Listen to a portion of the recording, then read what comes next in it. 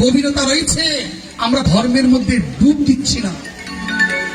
তাই আপনারা যেটা বলেন আমি বাবা সেটাই মন থেকে যে বলুন, ঠিক আছে বাবা আপনারা কিছু করে চালাবো, না যদি বলেন তাহলে আমি এখানে ইতি দিয়ে দেবো। কোনটা মায়েরা বলছে কিন্তু বাবারা বলছে,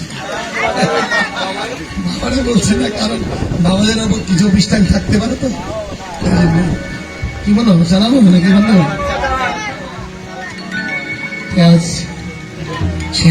সুন্দর কানাইয়া, সুন্দর কানাইয়া,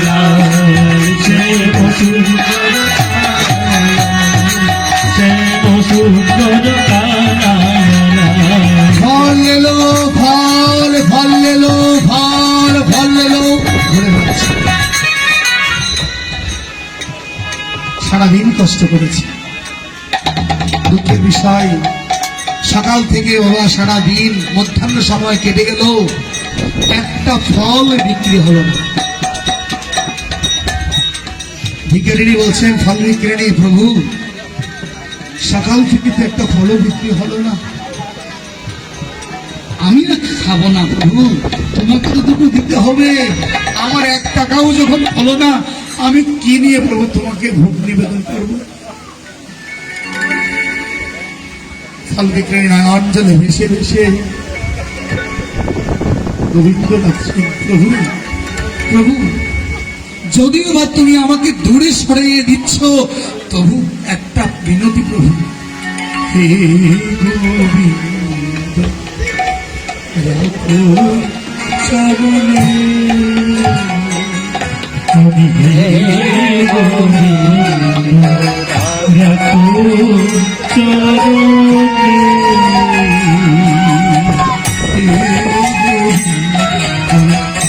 রাখো চরণে,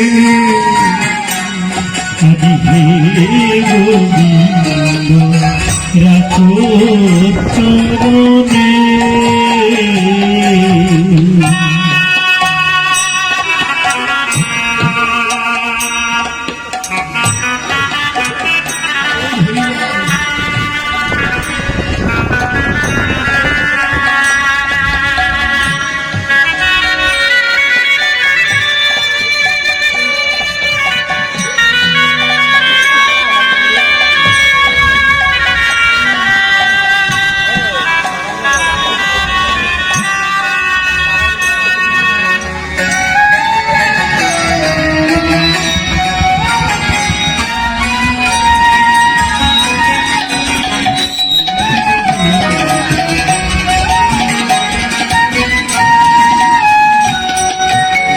তবু চরণে শরণাগত, তবু চরণে শরণাগত,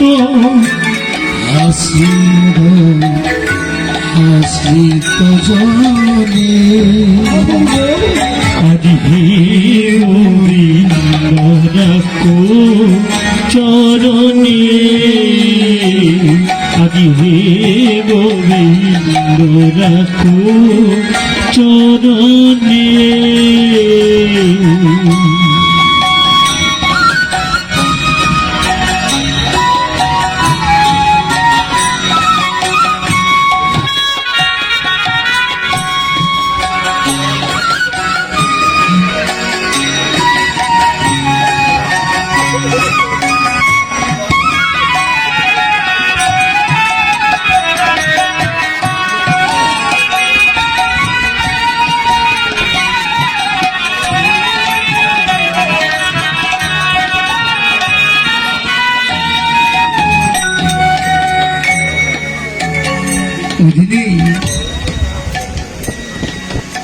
গোবিন্দ তো গৃহ মাঝে বন্দী রয়েছেন, ফল বিক্রি নেই।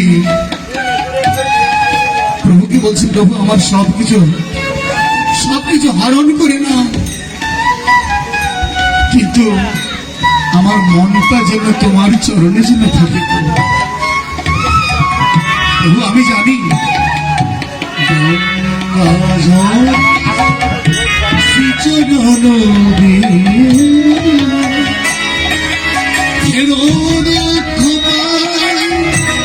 চরণ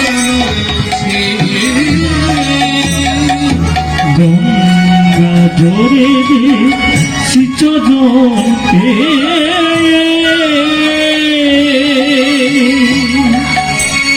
আজ কেন দুঃখ পাই সে স্বজনকে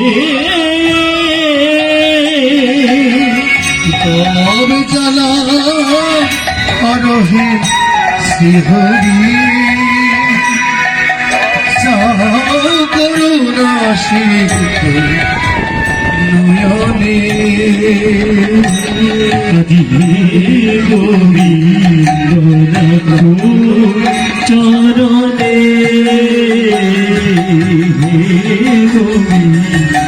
রাখো চরণে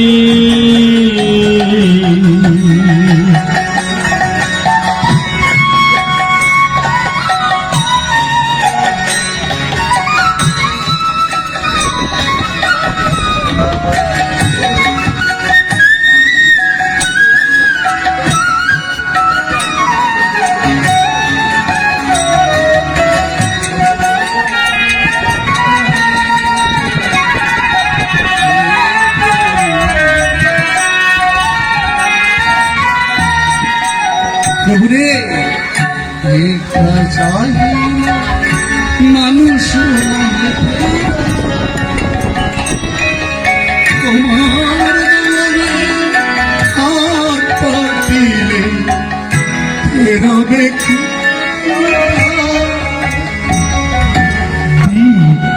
চাহিয়ে মানুষ নাহে পিয়া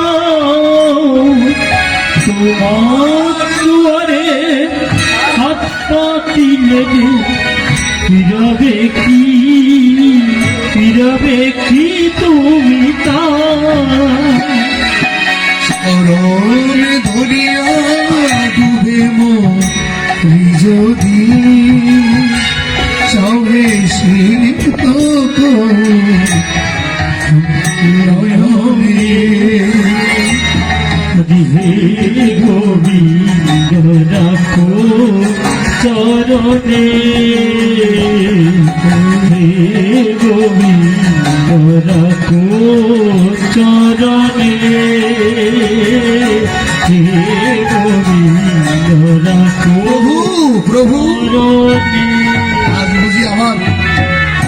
আজ বুঝি আমার এক মুঠো অন্ন চাউল নেওয়া হবে না। শ্রীনন্দের নন্দভবনের গাছ বৃক্ষতলায় বসে পড়েছে, বসে বসে গোবিন্দকে ডাকছে, প্রভু সারাদিন ভুকা না খেয়ে থাকবো, প্রভু আমি না খাবো না তোমাকে দেবো কি? বসে বসে ভাবছে আর চিন্তামণি ঘরে বদ্ধ হয়েছে। চিন্তামণি চিনেন তো আমার গোবিন্দ? ছোট্ট বাচ্চা, ছোট ছোট হাতটা জানালার ফাঁক দিয়ে বুঝতে পেরেছেন কে এসেছে। হাত দিয়ে ডাকছে, হাত দিয়ে ডাকছে, ছোট হাত, ওই অনেক দূর থেকে ডাকছে তো সে তো বুঝতে পারছে। আর এদিকে আসো, এদিকে আসো, আমি ফল নেবো, ফল নেবো। ওই বুড়িমা কি করলেন, আর একটু কাছে গিয়ে দেখে, জি হয়তো এবার মনে হয় যে একটা ফল বিক্রি করতে পারবে। ভেবেছে ছোট বাচ্চা মাকে গিয়ে বলবে আর মা টাকা পয়সা নিয়ে এসে ফল কিনে নেবে। এই আশা নিয়ে ওই বুড়িমা বসে আছেন, বলে আসো আসো, এই তো তোমার জন্য ফল এনেছি। দেখাচ্ছে ভগবানকে ফল দেখাচ্ছে, যিনি জগতের ফল দাতা, যিনি জগৎকে ফল দেয় আর তাকে ফল দেখাচ্ছে। ভক্তগণ ফল দেখাবে বাবা, কি ফল? ফল দেখাতে বলেছে, ফল দেখাতে হবে। কি ফল? যেদিন শ্রী গুরুদেব তোমার ক্ষেত্রে, তোমার ভূমিতে একটা বীজ রোপণ করেছিল, তোমার ক্ষেত্রে তোমার এই ভূমিতে একটা বীজ রোপণ করেছিল, বললো বাবা আজ থেকে এখানে জল দিও, সেচ দিও, সার দিও, আর সেই বীজ থেকে একটা বৃক্ষ উঠবে, তার নাম হচ্ছে ভক্তি বৃক্ষ। আর এই ভক্তি বৃক্ষে ফুল প্রথমে অঙ্কুরিত হবে, পত্র প্রকাশিত হবে, তারপর পুষ্প হবে, তারপর ফল ফুটবে। যেদিন ফল ফুটবে বাবা, ওই ফলটা নিয়ে তুমি গোবিন্দের কাছে সমর্পণ করিও। তোমারও লাভ হবে আর গুরুদেবের লাভ হবে। ওখানে যিনি বীজ দাতা এবং যিনি বীজ গ্রহীতা, দুজনেরই লাভ হবে। না হলে কোন ফল যদি দিতে পারলেন না, তাহলে শুধু সারা জীবন কামনার ফল দিয়েছ, তাহলে একুল ঐকুল দুই কুলেই বিনাশ হয়ে যাবে।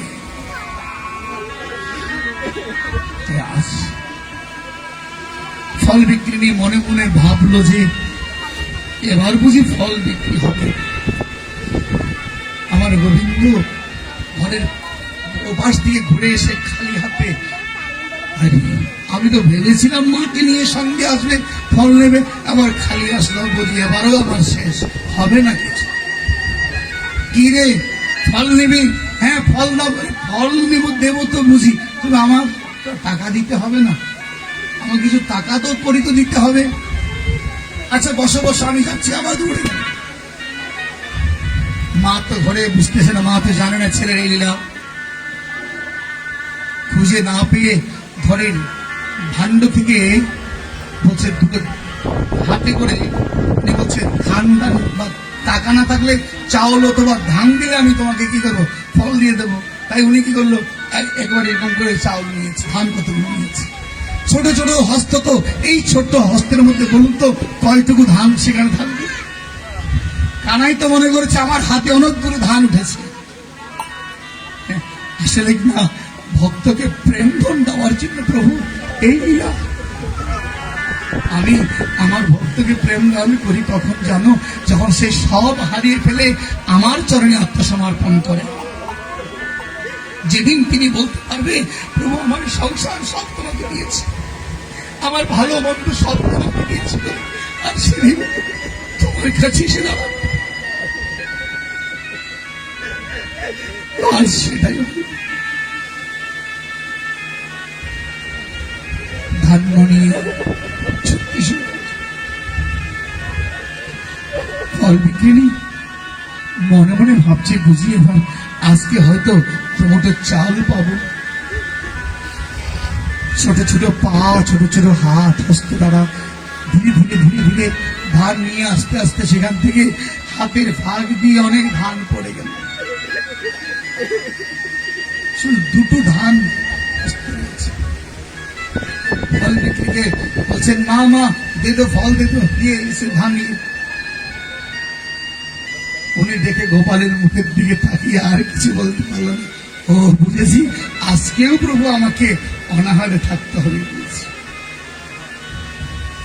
ফল বিক্রি নেই, আমার কানায় হস্ত প্রসারিত থেকে এই দুটি ধান তার অঞ্চলে বেঁধে কি করবে, যা দিয়েছেন দিয়ে তার কাছে কিছু ফল সমর্পণ করে খালি খালি টুকরিটুকু মাথায় নিয়ে ফল বিক্রি চলে গেল। আর আমার গোবিন্দ মনে মনে হাসছে, ভারে আজকে তো খানিকটা পরীক্ষা। ফল বিক্রি, মনে তো দুঃখ, কিছু নেই, এনে খাবে কি, ঘরে তো কিছু নেই।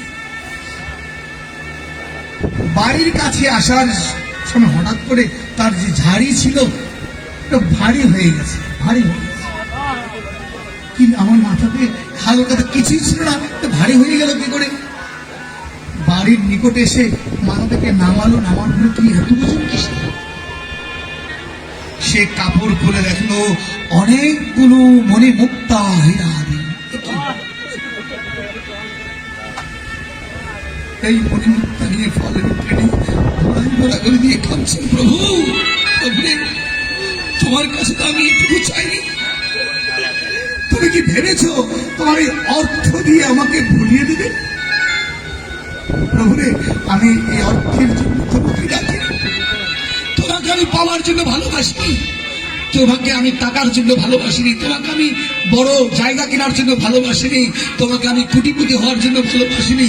প্রভু, তোমাকে ভালোবাসিছি কেন? তোমাকে ভালো লাগে বলে তোমাকে ভালোবেসেছি। বাবা, কৃষ্ণ ভজনটি হচ্ছে এমনই আমার গোবিন্দকে টাকার জন্য ভালোবাসা যায় না, অর্থের জন্য ভালোবাসা যায় না, প্রতিষ্ঠার জন্য ভালোবাসা যায় না। তাকে ভালোবাসতে হয় একটু তাকে পাওয়ার জন্য, তার চরণে আশ্রয় গ্রহণ করার জন্য। এটুকুই ভালোবাসা। ফল বিক্রি মনে মনে ভাবলেন, আর গোবিন্দ বলছি বলে ফল বিক্রি তোমার আর আজ থেকে কোনো অভাব থাকবে না, আজ থেকে তোমার কোনো অভাব নেই।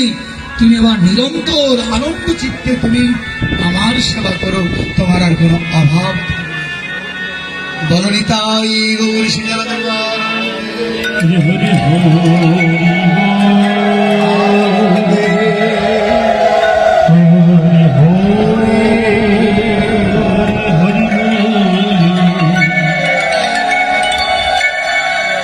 শুধু ভক্তগণ এবার সেই ফল বিক্রি আবার গাইলেন, জয় গোবিন্দ জয় গোবিন্দ কেশব মাধব দীনদয়াল। জয় গোবিন্দ জয়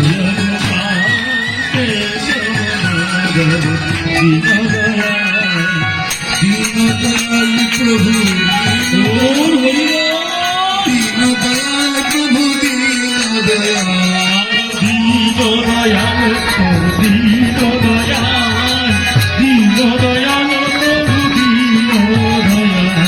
জয় গোবিন্দ জয় গোপাল কেশব মাধব দীনদয়াল। জয়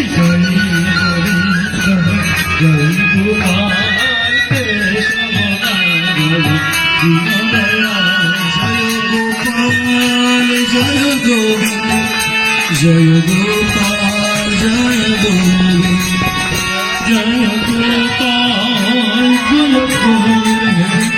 জয় গোপাল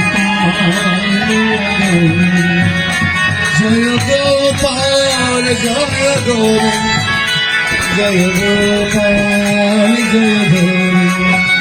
জয়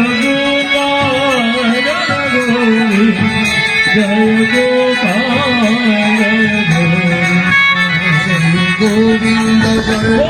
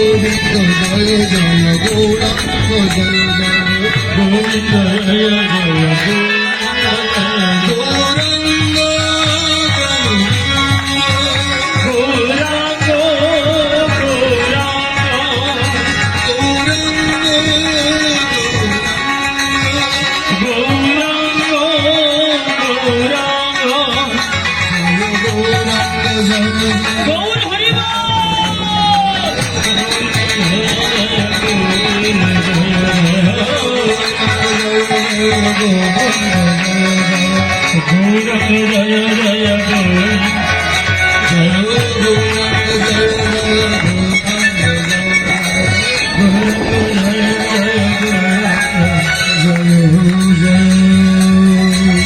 জয় জয় মদন গোপাল কি কলি যুগের পাবন অবতার গৌর হরি কি হরিনাম করবেন কি, সকলে গৌর ভজন করবেন কি, দয়া করে সকলে গৌর ভজন করবেন। আর গোড়া গোড়া গোড়া তো বুঝেন, গোড়া বুঝেন, গোড়া মানে হচ্ছে গোড়া, গোড়া বুঝেন তো, গাছের গোড়ায় যেমন জল দিলে শাখা প্রশাখা প্লাবিত হয়ে যায়, গোড়াই হচ্ছে গোড়া, অর্থাৎ কৃষ্ণ ভজনের গোড়া হচ্ছে শচীনন্দন গোড়া। আর এই শচীনন্দন গোড়া থেকে আসলো, গোড়া হচ্ছে রাধা কৃষ্ণ মিলিত বিগ্রহ হচ্ছে গোড়া। রাধা কৃষ্ণ মিলিত মানে কে? বৃন্দাবনে রাধা এবং কৃষ্ণ, শাস্ত্রে বললেন রাধাকৃষ্ণকে বাবা জানেন তো আপনারা? অত এলাকা জানেন রাধাকৃষ্ণকে? আচ্ছা, রাধাকৃষ্ণ তারা কি নারী পুরুষ নাকি এক? এক স্বীকার করেন এটা সবাই? এক সবাই স্বীকার করেন? রাধাকৃষ্ণ এক। যদি আমি বলি না রাধাকৃষ্ণ দুই, আমাকে কি পাথর মারবে নাকি মালা দেবে? আমি বললাম রাধাকৃষ্ণ দুই, এখন তোমরা কি করবে বলো? কোনটা করবেন? আমাকে মালা দেবেন নাকি পাথর মারবেন? আমরা বলুন না, আরে বলুন, সত্য কথাটা বলুন। সত্য কথাটা বলতে ছাড়বেন না কখনো। মায়ের কোলে বসেও বাবার বিচার করতে পারে যদি সত্য হয়, ঠিক আছে? তাহলে বলুন কি করবেন? আমাকে পাথর মারবেন নাকি মালা দেবেন? পাথর মারবেন তো? মারবেন তো? বলেছেন এটা? আচ্ছা, শাস্ত্রের কথা। রাধা কৃষ্ণ একই স্বরূপ, লীলার কারণে তিনি ধরে ভিন্ন রূপ। ব্রহ্মপুত্র পুরাণের প্রকৃতি খণ্ড বলছে, ভেদাভেদ ভাবে যে অবনী ভিতরে, ভক্তগণ কথা বলেন। ভেদাভেদ ভাবে যে অবনী ভিতরে, নিশ্চয়ই পুছিবে সে নরক বিভরে। বলছেন রাধাকৃষ্ণ একই স্বরূপ, জগতে লীলার কারণে তিনি দুটো রূপ ধরেছেন। কোন মানব জাতির জীব যদি তাকে ভেদ ভাবা হয়, ভেদ আলাদা ভাবে, তাহলে তাকে পৃথিবী প্রলয়কাল পর্যন্ত নরকে তাকে অবস্থান করতে হবে। যদি রাধাকে আধা বলা হয়, আপনারা কি বলেন? আধা না গোটা বলেন? আমি আপনাদেরকে বলছি, সত্য যদি হাত তুলে বলবেন যে আপনারা কোনটা বলেন। রাধা কি আধা নাকি পূর্ণ? মানেন তো সবাই? মেনেছিলেন কিছুদিন আগে? সবাই মেনেছিলেন? মানেন নাই কে কে? মানেন নাই কে কে? রাধা যে পূর্ণ, এটা মানেন নাই কে কে? একটা হাত তুলুন তো, তার চেহারাটা দেখি কে মানে নেই। লুকিয়ে থাকবে না, কিন্তু লুকালে আমার কাছ থেকে লুকাতে পারবে, কিন্তু জমদূতের কাছ থেকে লুকাতে এমন পিটাবে বাবা, ধরার। সুতরাং কিছুদিন আগে রাধাষ্টমী ব্রত নিয়েছে। আমি কথার প্রসঙ্গটা কেন তুলেছি জানেন? গৌরা যখন গিয়েছে, অনেকে হয়তো বিভ্রান্তে পড়েছে। কিছু বদমাইশ লোক, কিছু সমাজে বদমাইশ লোক আমাদের ব্রেন ওয়াশ করে। আমি বদমাইশ বলে বলছি কেন জানো? কেন বদমাইশটা বলেছে এটা আমাকে বলতে পারে আপনি এরকম সরাসরি। বদমাইশ সে গর্ধব বলতে পারে, গর্ধব, গাধা বলা যায়। রাধা যাকে আধা বলে সে আসলে গাধা, গর্ধব, বদমাইশ বলতে পারবে। কেন বলতে পারবে? শাস্ত্রে যে বলেছেন যদি রাধাকে আধা বলা হয় তাহলে নরকে যেতে হবে। আমি যার সঙ্গ করে নরকে যাব তাকে আধা ওই গাধা লোক থেকে একটু সচেতন থাকবে, যেন আপনাকে ব্রেন ওয়াশ করে কেউ আধা না বানায়। কারণ এখন সমাজে চলছে সেটা। শ্রী ভক্তগণ, শাস্ত্রে যা বলেছেন, শাস্ত্রে কোন গ্রন্থে লেখা নেই, লেখা উল্লেখ করে নাই যে রাধারানীকে আধা করতে হবে, আর আধা বলে রাধার অষ্টমীটা অর্ধ দিবস থাকতে হবে, এটা কোনো গ্রন্থে লেখা নেই। নিজে খাবার জন্য শালা কিছু মনে করবেন, নিজে খাবার জন্য শালা কি করে বলে ব্রত থাকা হয়। অর্ধ দিবস কোন ব্রত আছে? অর্ধ দিবস কোন ব্রত হতে পারে না। আচ্ছা, আমার প্রশ্ন, যদি অর্ধ দিবস যদি ব্রত থাকে, তাহলে পারনাটা কয়টায় সময় করেছেন? দিনের 1টা বাজে কি কোনো গ্রন্থে লেখা আছে দিনের 1:30 পারণ আছে? তাহলে ব্রতটা কি হয়েছে? শাস্ত্রে বলেছেন যদি একটা রাধা অষ্টমী ব্রত নষ্ট হয়, তাহলে সহস্রে একাদশী ব্রত নষ্ট হয়। তাহলে সহস্রে ব্রত নষ্ট হওয়ার ফল কি হবে? আপনি স্বর্গে যাবেন নাকি নরকে যাবেন? তাহলে একটা রাধাষ্টমী ব্রতকে অর্ধ করে দিয়ে আপনার মানব জনমটাকে একেবারে ধ্বংস হয়ে গেছে।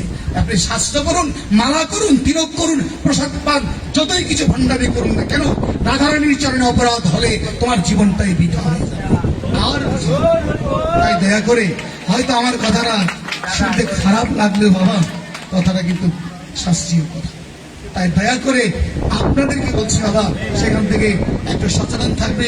চলুন, যদি গৌর ভজন করার ইচ্ছা থাকে, আমার হরি ভজন করার ইচ্ছা থাকে, তাহলে যে সাধু হওয়ার দরকার নেই, আপনি ঘরে বসেই ভজন করা যায়, পিতা মাতার আশ্রয় থেকে সাধনা করা যায়। তবে শাস্ত্রযুক্ত যুক্তিযুক্ত হয়ে আপনাকে ভজন করতে হবে। চলুন এবার আমরা ভগবান